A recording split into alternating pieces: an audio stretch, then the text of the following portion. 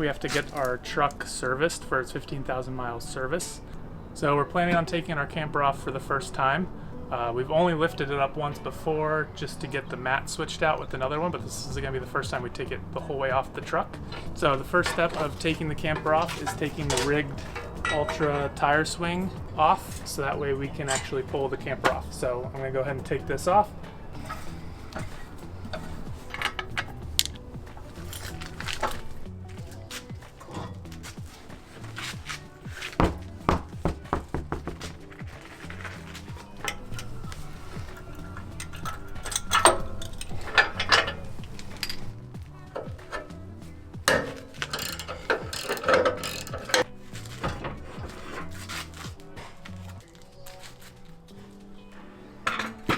So now that the tire swing is off, I'm going to get the truck into the exact position of where we want to leave the camper for the couple days that it's going to be off, and then we will start getting ready to remove it. The truck is in the general area where we want to leave the camper. I'm going to go ahead and take everything out from inside, in between the camper and the truck, and then we'll throw the legs on and start cranking it up.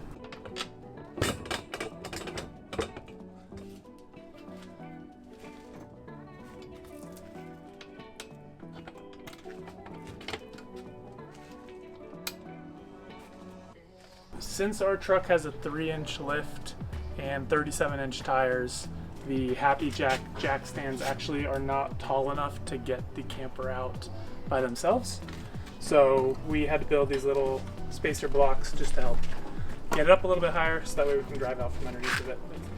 Now, just gonna crank them all up to where they touch, and then I'll go in, loosen the ratchet straps, and then slowly start cranking them up one by one in order to drive out from under it.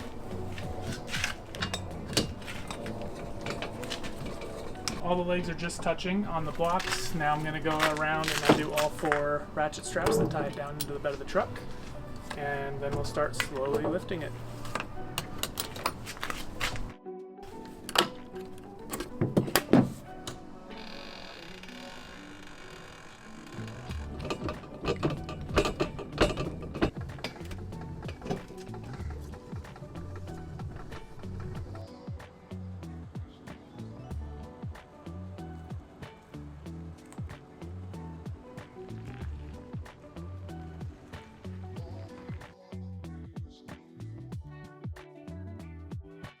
Now that the camper is off the truck, we're going to lower it to a more stable position.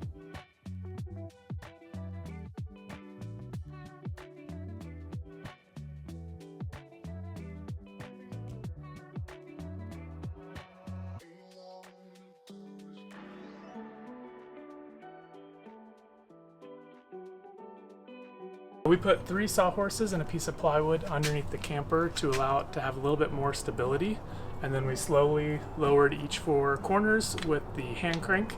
This took a while, but this is the first time we've done it, so we just wanted to be a little bit extra safe. We did order some bits so we can put in our drill and use a drill instead of having to hand crank, so it'll probably go faster next time, but overall it was really easy. Just took a little bit of time because we were going slow.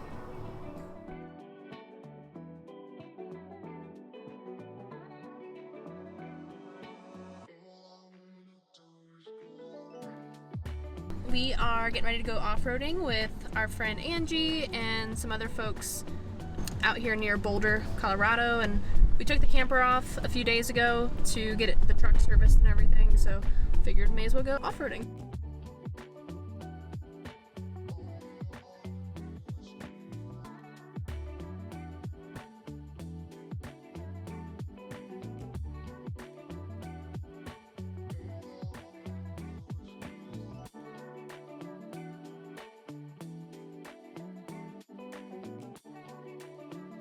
Beautiful Colorado views and fun people made for a great time off-roading.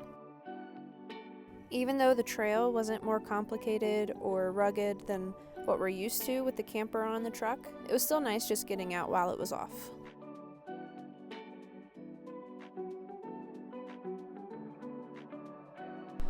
Welcome to the first deep cleaning of our Scout. We always clean out the Scout after a trip, get the dirty sheets out and sweep things down a little bit, get the kitty litter out, but we haven't done a deep clean yet, so that's That's what I get to do today. So basically, I'm just taking everything out of the storage cubbies, everything out of our drawers, took out all of the linens, and then also taking the cushions off of the seats and sweeping under them and vacuuming the cushions and kind of just trying to get into every nook and cranny.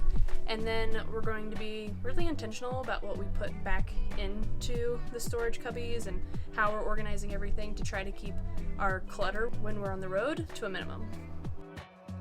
And several hours later, I present to you the final product.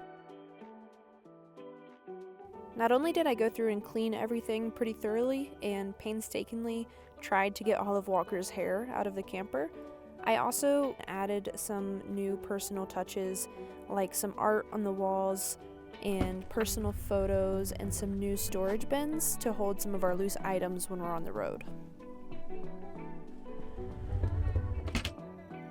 Now that the truck has gotten its service and we've had our fun and our cleaning experience inside the Scout, it's time to load the Scout back onto the truck.